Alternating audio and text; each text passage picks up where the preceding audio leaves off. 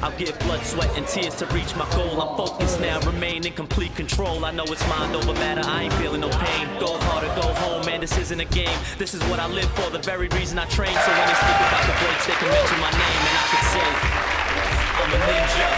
I'm a ninja. I'm a ninja. Yo, what's up, Ninja Warrior fans? This week we had two awesome comps. We had GCA in Fairfield, Connecticut, and we had Shinobi Fitness. Both of these events were stacked, and the results were actually quite surprising. So let's dive right into the action. We're going to get you started with Shinobi's results. So first up, we have Karen Sabo. She is already qualified for the finals. She ended up getting third place. She is currently the 8th overall female with these results. She made quick work of the first couple of balance obstacles.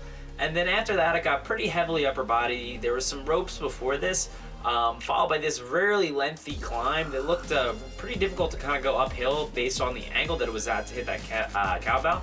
And then going into this, it looked pretty slick because she just slipped right off. So next we have our second place finisher, Kirsty Pratt. Now Kirsty's been on the show for a couple years now, and she's one of our strongest female competitors. She qualified last year for finals. She's gonna get second place in this comp. Able to get past these tricky things. You can see she's using a very heavy overgrip there, and then kind of pumping through the wind chimes. This was nice. They had a little cargo net transition in between. Overall, this course was extremely pumpy though. There's a lot of upper body stuff going into it. But right here, this next obstacle is going to be a balance one, and this is what's going to end up getting Kirsty. These things are impossible to balance on. You can see any slight movement is going to cause it to drop, and that's going to be the end of her run. Alright, so now we have our first place female, Michelle Warnke. She has now won both of the comps that she has competed in. She's doing good on those balance obstacles there. She actually was the first person to show me those, walking on the 2x4s. Not my favorite obstacle, but she does it pretty well. Then moving on to the ropes, you can see getting a little caught up on the transition there, kind of trying to get her feet over. I guess she didn't like how that rope felt. Moving on, there's a little slider over to the ring. This one looks pretty easy for her. She got a nice solid pump and then crossed over that threshold line. Now here, this was actually a little bit longer of an obstacle. You can see the full run on the YouTube channel. But she had a very inefficient swings on that last obstacle, and it's gonna pump her out for this one. So she misses there, and she's able to get a big enough swing going to get to that ball. But it's not going to be enough to hold on. She's going to fall on the transfer. Alright, so here's the third place guy finisher. We have Brandon Mears. He's been pretty strong throughout. He's already qualified for this season. He's done fairly well in the show. Right here, he's really efficient on these obstacles. You can see he gets a big swing right away. And now watch this leg kick. This is what differentiates him and Michelle. He's got a huge kick up, basically going over his head, and is able to one-shot that cargo. Now that's going to save a lot of grip, which is great because he's going to need it right here. You can see he's getting stuck in the dead zone with that swing. He's going a little bit all over the place. He's trying to straighten it out. That's what that funky hip movement was. But right there, that's going to be really costly. So again, getting stuck in the dead zone, not exactly getting the hand placements he wants. It's tough for him though because he's a taller guy. He's got to keep his legs up. It's definitely going to make it harder. And that obstacle you can't grab on on both sides. You can see whenever he does, it's spinning, and he's just gonna keep getting stuck here until he finally stabilizes it. And then trying to switch over is what's gonna finally get him. Alright, and now we have our second place male finisher, Ethan Swanson. Ethan Swanson was a stage 2 finalist from this season. You can see him here on the wind chimes, making his way across. He uses his skin to help get in a little bit of extra grip there. Now onto the balance tanks. It's kind of cool to see two different balance tanks. This kind of helps differentiate. It makes it a little bit different. It's a little bit tougher to kind of, you're used to one and then go into the next. Now this is pretty gnarly right here. He's going to get a massive swing going, way more than he absolutely needs. But that's good because it's going to make sure that he overshoots. He probably could have went a little bit sooner and saved a little bit of grip strength. But when you have an athlete like Ethan Swanson, you don't necessarily need to save that grip strength. Now Ethan is going to do a great job of getting through these. Pretty, well, relatively efficient as far as athletes go. Taking a few extra swings there. Now, currently, Ethan is in 3rd place for the overall male ninjas. He's been doing really well in the past comps, doing pretty good. He's getting a little bit crazy here on his swing, and this is going to be really cool right here. He has to get past that black mat, so he's going to launch himself and stick the landing. So he's not going to move at all. He wants further clarification from the rest that he actually made it, and they're going to give him the okay, which next thing he's going to do is he's going to sprint into the next obstacle. So this happens really fast. He's going to end up touching a foot down on this second set of mini rolling logs. So watch it right here. He's going to barely tap a foot down, and that's going to end his run. In the moment, they weren't sure if he had or hadn't, so he goes on to finish the entire course. But because of the video replay, they went back, saw that he actually tapped, and that's going to take him from 1st place, so he's going to end up getting 2nd. Alright, and last but not least, we have Mike McKenzie with our 1st place run.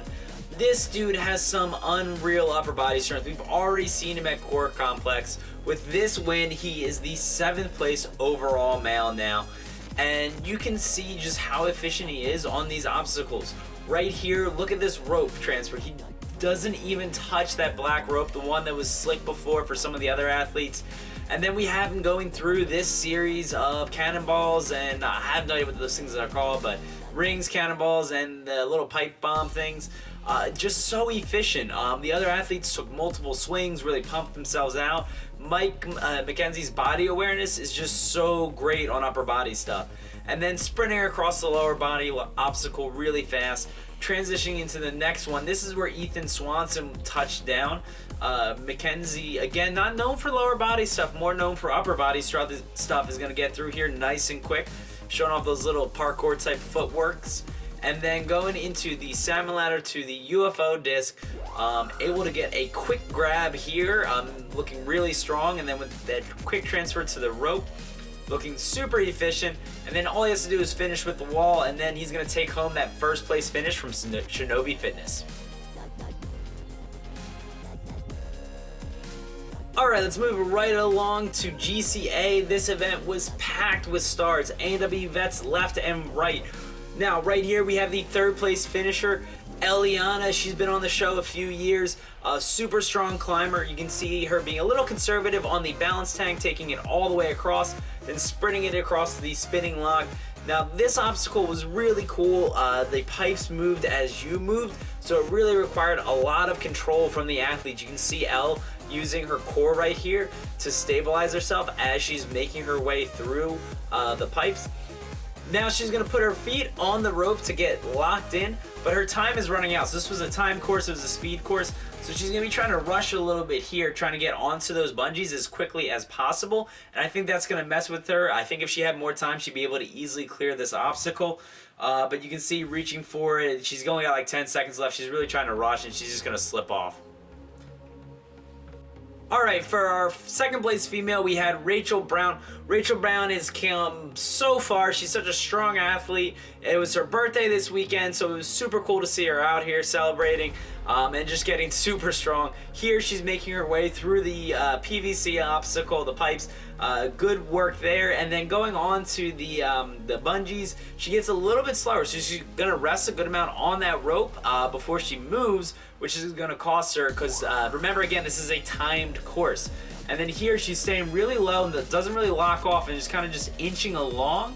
But it's really impressive that she's able to do this. Not a whole lot of athletes were able to get through this, especially the way the bungees were moving up and down. It makes it really tough for athletes to get that. So she's gonna make it through the balance thing, the domino hill, but then she's gonna fall right here, rushing into the obstacle. So that leaves only our 1st place finisher now, Alyssa Beard. So this win takes her into 1st place overall, and it places her with some Ninja Elite. She is now only the 3rd female ever to complete a National Ninja League course. Spoilers, I probably should have told you that later on.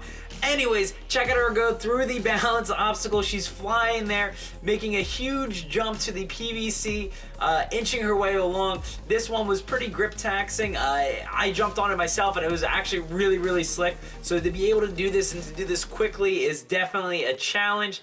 Then moving on to the next obstacle, you had to kind of hook this fishing type buoy with your arm, get your arm all up in that. Now she's only got 2 obstacles left. She's got to make it through the spider, and then her time is ticking down. She only has a few seconds left, so she's going to sprint around to the non-warped wall and make it up the rope and then all the way to slap James's face as a picture of James up there, and she's going to finish the course.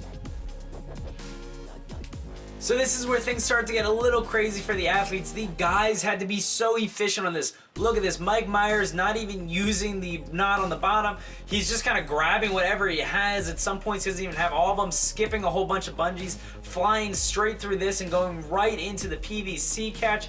He is just flying through this course, and that's what we saw from the male athletes at this event. Now, Mike Myers has not qualified yet. He's a Vegas finalist, but getting 3rd place here puts him in the NNL finals. Super stoked to see such a strong athlete like that finish the course and finish it with a fast enough time to get 3rd place. So next we have another athlete that has not qualified for NNL finals yet, Joe Moravsky. You can see how fast the pace was for this course. He's just flying through the first couple of obstacles. And then coming here, he actually slows down a little bit, which surprised me. I imagine had he not, he would have been a little bit closer to Drew's time.